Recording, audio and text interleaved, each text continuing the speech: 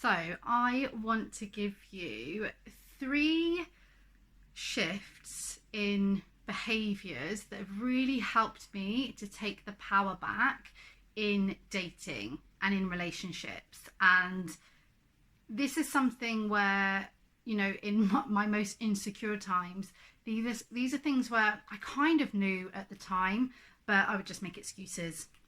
You just deny it. You pretend that it's not really happening.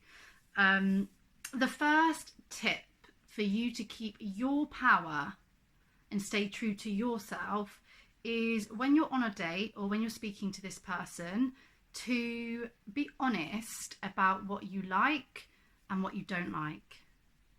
Be honest. Like, you deserve to be able to say what you like and what you don't like. This person is not better than you. You're not better than each other. Everyone's got different interests. It comes from this idea of just being like, do you know what it is? Often is afterwards, if they don't text you, or when you are on the way home from the date and you start overplaying what happened and you start to think, oh, why did I say that? If I hadn't disagreed with them, or if I hadn't said that, they wouldn't think I'm so childish or stupid or whatever it might be. And you start to doubt yourself. Be yourself. You can't keep it up if you're with anyone else, and it's miserable when you are constantly trying to be someone else. The second thing is, don't sleep with them unless you 100% want to. 100% want to. Do not sleep with them because you think that if you don't, they will leave. Like, seriously, that's end of. I even know when I say let them leave, when you are insecure and when you think that you're not good enough, and when you're in that state of chasing someone, I know that it's easier said than done, but trust me, you deserve someone who will stick around until you are ready.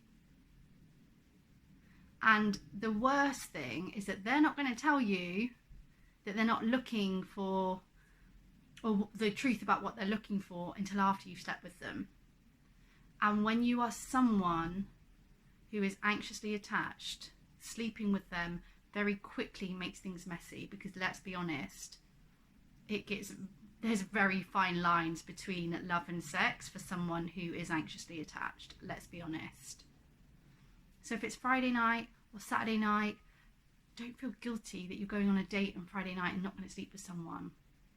I know that happens. So the third shift was initially not to change your plans. Of course, that one stands. Like, don't change your plans for this person. It's not about it being the wrong message to them. It's about the message you're sending to yourself, that your life doesn't compare to seeing this person, and your life does compare. And it diminishes whatever it was that you were going to be spending your time doing, whether it was with your friends or whether it was time alone. It takes away the importance of that. And then if and when this person isn't around, or it doesn't work out, you kind of fall back on the things that you weren't prioritizing anyway, that weren't that important to you. I'm not saying that's necessarily true, but that's the message you're sending to yourself.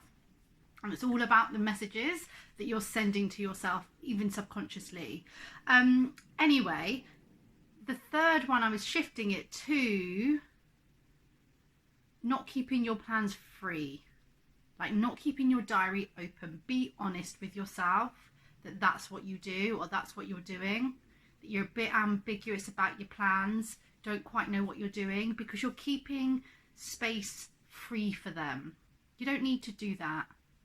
It's actually really, really useful for you for when the right relationship does come along, for you to practice time apart from people anyway, for you to be able to understand that you don't have to give all of your time, change your life, and you don't have to be with them all the time. It's really good practice for that. So they're my 3 shifts that just really, really helped me to become more powerful by myself, and to not give too much of myself too quickly. you know, to fall really hard and then to regret it even more because I also gave up my plans and I slept with them, you know, and I wasn't even myself, whatever it might be. So I know it's not easy. I really, really know it's not easy. And I know that when you're in it, you even know that you're doing those things. And each time you promise yourself that you're not going to do them next time, and then you find yourself doing it again. Because you don't quite understand what's happening subconsciously. That's what's really, really driving you. It's not like you're consciously there, like, I'm going to sleep with this person too soon so that they don't leave. You know, it's so much more subtle than that. You don't want it to be that. That's why we will lie to ourselves and come up with excuses, but it just doesn't help you in the long run. It doesn't help you to experience that calmness that you're looking for. It doesn't help you to experience the kind of love that you really, really want to experience, healthy love. And so that is why for the workshop, one of the things I really, really want to help you with in this workshop is to understand why you do that, to understand where these behaviors come from and where these motives come from so that you can change them. Don't worry if you're in it right now. Don't worry if you feel like it's too late. Don't worry if you've tried changing it a million times already. That's what we're going to dive into. I promise you, as I've said before, and I will say again and again, I know for a fact that you can change these behaviors, and there are ways that you can do it to make it slightly easier for yourself, to not feel like it's so hard. I promise you.